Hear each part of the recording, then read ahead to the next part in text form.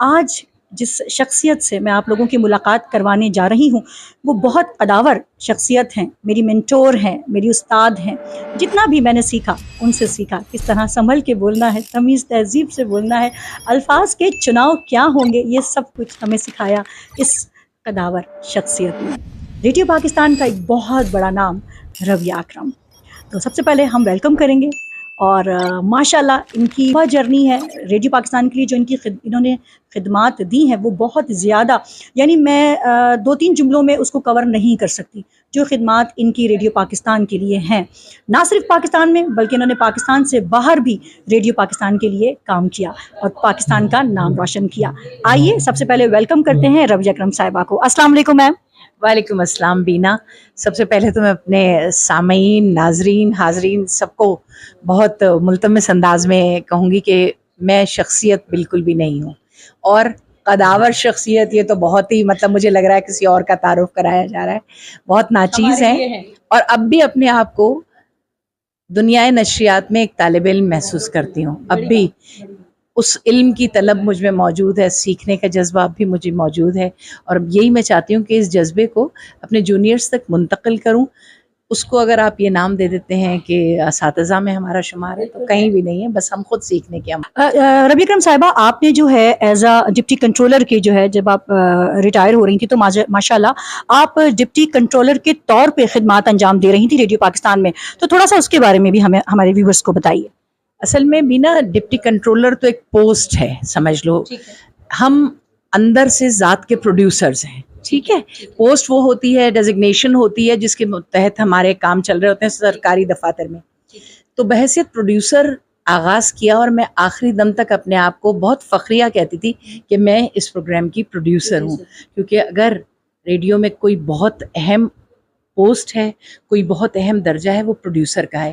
وہ نکھارتا ہے، وہ سنوارتا ہے، وہ اپنے ٹیلنٹ کو سامنے لاتا ہے، اور پھر وہ ٹیلنٹ آج بینا خان کی شکل میں موجود ہو کے ایک انٹرویور کی حیثیت کے فرائض انجام دے رہا ہوتا ہے.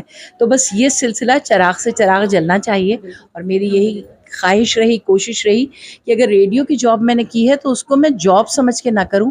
ایک پیشن تھا جس کے تحت میں آئی. اس سے بہت پہلے میں نے پبلک سروس کمیشن ٹاپ کر کے اور لیکچرشپ کی آفر چھوڑ کے ریڈیو پاکستان میں ایز پروڈیوسر جوائن کیا. تو وہ اپنے ہی شوق کی تسکین کے لیے، کیونکہ اندر ایک موجود فنکار تھا جس کو تھپک تھپک کے سلاتی تھی لیکن وہ پھر اٹھ جاتا تھا. تو یہ جذبہ برقرار رہا اب تک ہے.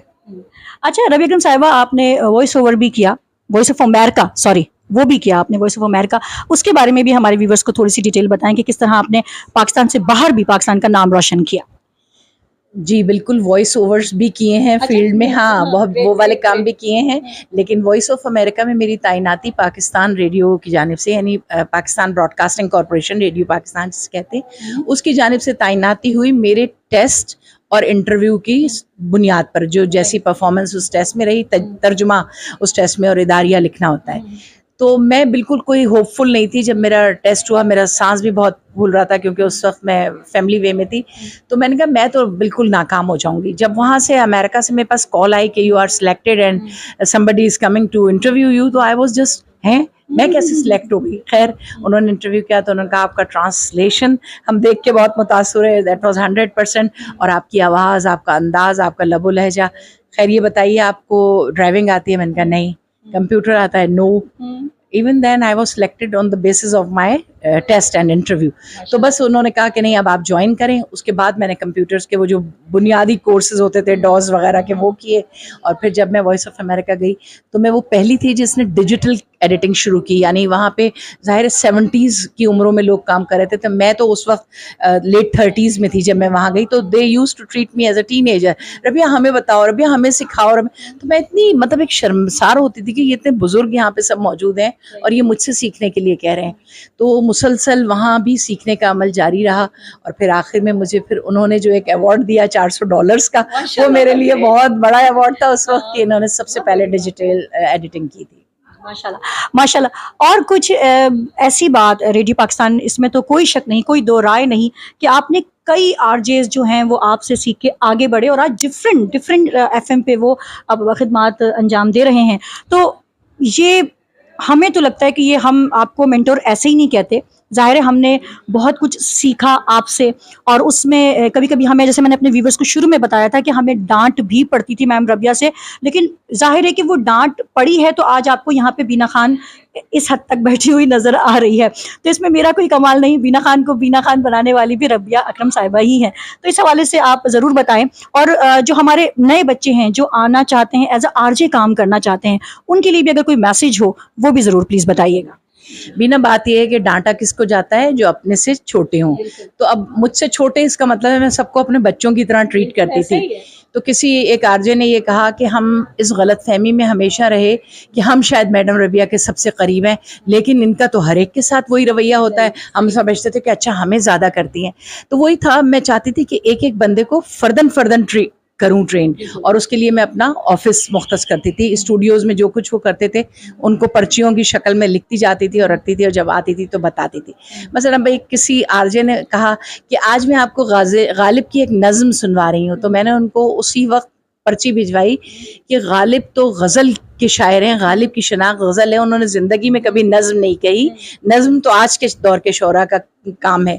تو بس یہ چیزیں، جب چھوٹی چھوٹی چیزیں، تو وہ خود ایک دم متاثر ہوتے تھے کہ اچھا میڈم کو پتا ہے، جبھی تو میڈم نے بتایا. تو یہ ہے. اب نئے آر جے اس کے لیے میں تو سچی بات ہے بینا یہی کہتی ہوں کہ یہ نہ کریں کہ جی ہم تو یہاں بل جمع کرانے آئے تھے نیشنل بینک میں تو بس ہم نے سوچا آڈیشن بھی دے دیں. نہیں، سیکھیں، سنیں. جس ریڈیو پہ آپ جانا چاہ رہے ہیں اس ریڈیو کو سنیں، جس ٹیلی ویژن پہ آپ جانا چاہ رہے ہیں اس کو دیکھیں، وہاں کی اقدار کو دیکھیے کیا وہاں ہو رہا ہے، تب جا کے آپ کامیاب ہوں گے، ورنہ پھر آئیں بائیں شائیں کر کے ریجیکٹ. اچھا ربیہ اکرم صاحبہ، آپ نے ماشاءاللہ اتنے سارے آر جے ٹرین کیے، بنائے، ریڈیو براڈ کاسٹر بہت سارے ایسے ہیں، بہت بڑے بڑے نام ایسے ہیں جو آپ کے سپرویژن میں آج جو ہے اپنے آپ کو ریڈیو براڈ کاسٹر کہتے ہیں. ان کی ٹریننگ بھی آپ نے کی. آپ ان کچھ آر جیز کا ضرور ذکر کریں جنہوں نے بڑا ٹف ٹائم دیا، یا جو آپ کو بہت، مطلب دونوں طرح کے، جنہوں نے بہت ٹف ٹائم دیا یا جنہوں نے بڑے اچھے بچوں کی طرح سیکھا. بینا بہت سارے آر جے سے اتنے نام ہیں کہ میں لینے بیٹھوں تو شاید گھنٹہ گزر جائے. لیکن یہ ہے کہ بہت اچھے جو آر جیز رہے، جن کو میں کہتی ہوں، جن کو ہمیشہ میں یاد رکھتی ہوں، ان میں ایک نام سر فہرست لڑکوں میں عاصم بشیر تھے. اس کے علاوہ بینش حنیف جو اب خود امریکہ میں ہیں. یہ لوگ بڑے سمجھدار آر جیز تھے، یہ پک اپ بہت فاسٹ کرتے تھے. اچھا، ایک اور بہت سمجھدار آر جے تھا یاسر قاضی. سارے آر جیز بہت عزت پیار، بالکل ایک ان کے ساتھ مدرلی میرا ایٹیٹیوڈ رہتا تھا. تو بہت آج تک ریگارڈ دیتے ہیں. اور اب جب 3 سال ریٹائرمنٹ کو ہو جائیں گے اگست میں، تو میں یہی دیکھتی ہوں کہ روزانہ میرے پاس گڈ مارننگ کے کوئی لاتعداد میسیجز آتے ہیں جن میں 50 سے 60% میرے پرانے آر جیز ہیں. اچھا ربیہ اکرم صاحبہ، ایک اور سوال آپ سے کہ آپ نے ماشاءاللہ اتنے سارے آر جیز کی ٹریننگ کی، ان کو تربیت دی، تو کون سے وہ آر جیز ہیں جو آج بہت کامیاب ہیں اور بہت آگے اپنی زندگی میں بڑھ چکے ہیں، as a radio broadcaster بہت کامیاب ہیں؟ دیکھو، اگر پرانے آر جیز میں نام لو تو یہ سارے جو سینئرز ہیں، ریحان اسدی ہوئے، عاصم بشیر ہوئے، ایاز عمر ماشاءاللہ سے اب ہیڈ کر رہے ہیں وہاں پہ. ایک اور نجی جو ایف ایم ہے اس پہ ہے. اس کے علاوہ خواتین میں ندا فاطمہ نے بہت گروم کیا، تحریم تھی ہمارے ساتھ، اور وجیہہ سحر تھیں ہمارے ساتھ، عائشہ سحر تھیں. یہ سب لڑکیاں بہت قابل تھیں اور ان کو پک اپ ان کا بہت فاسٹ ہوتا تھا. ایک بار ان کو جب میں بتا دیتی تھی تو پھر یہ اس کو لائن سے ہٹتی نہیں تھی. تو اب لاتعداد نام ہے، کوئی ٹیلی ویژن میں، کوئی کہاں ہے. اطہر رضا اجنبی ہمارے ساتھ رہے، وہ آج اپنے چینل چلا رہے ہیں. اور سہیل خان ہمارے ساتھ آئے، بحیثیت مبصر وہ شرکت کرتے تھے. کرکٹ کا ان کو شوق تھا، لیکن جب ان کو آر جے کی حیثیت سے بٹھایا تو سہیل نے اپنا ایک نام منوایا. Danish Naeem Abbasi, very good R J. بہت لوگ تھے، میں کسی کے نام بھول رہی ہوں تو پلیز معاف کر دیجیے گا، عمر کا تقاضا بھی اور وقت کی کمی بھی. نہیں ماشاءاللہ ربیہ اکرم صاحبہ ایک ایسی پرسنالٹی ہے، میں کہتی ہوں کہ ایور گرین پرسنالٹی ہے. اور ماشاءاللہ جب ہم اچھے کہتے ہیں نا کہ دنیا کو جب ہم اچھا سرو کرتے ہیں تو ان ریٹرن ہمیں اچھا ہی واپس پلٹ کے آتا ہے. تو ربیہ اکرم صاحبہ کو دیکھ کر یہ جو لائن ہے جس نے بھی کہی ہے بہت خوبصورت، بہت دلکش، اور بالکل اس پہ یقین آنے لگتا ہے مجھے. اور ماشاءاللہ آج بھی میم ربیہ اکرم ہمارے ساتھ ہیں، الحمدللہ. اور ہم آج بھی ان سے بہت کچھ سیکھ رہے ہیں اور انشاءاللہ آگے بھی سیکھیں گے. ہماری ڈھیر ساری دعائیں ربیہ اکرم صاحبہ آپ کے لیے. تھینک یو سو مچ کہ آپ نے اپنا قیمتی وقت ہمیں دیا. آپ کا بہت شکریہ بینا کہ آپ نے اب بھی اس قابل سمجھا کہ کچھ بات ہو سکتی ہے، کیونکہ ہم سچی بات ہے مائکروفون والے لوگ ہیں، کیمرے والے لوگ نہیں ہیں، لیکن پھر بھی thank you so much. Thank you so much. Ji viewers, आपको अगर हमारा आज का इंटरव्यू यकीनन आपको अच्छा लगा होगा, क्योंकि आज मैं अगेन कहूंगी कि आज कोई आम शख्सियत हमारे साथ नहीं थी, एक बहुत कदावर शख्सियत हमारे साथ मौजूद थी, एक मेंटोर हमारे साथ मौजूद थी, जो सिर्फ मेरी ही मेंटोर नहीं है, वो तमाम लोग जो रेडियो से प्यार करते हैं, जो आरजे बनना चाहते हैं, या जो रेडियो ब्रॉडकास्टर हैं, उन सब की मेंटोर हैं। आज भी अगर आपको इनकी ज़रूरत हो तो ये हाजिर होती हैं। Thank you so much. हमारी ढेर सारी दुआएं रबिया अकरम साहिबा आपके लिए। जी व्यूअर्स, अब तक के लिए बस इतना ही। लाइक, शेयर और कमेंट जरूर कीजिएगा। कोई भी सवाल अगर आपको इस इंटरव्यू के हवाले से पूछना हो तो जरूर कमेंट बॉक्स में लिख के हमें भेजिएगा, हम आपको रिप्लाई करने की पूरी कोशिश करेंगे। बीना खान को दीजिए इजाजत। अल्लाह हाफिज।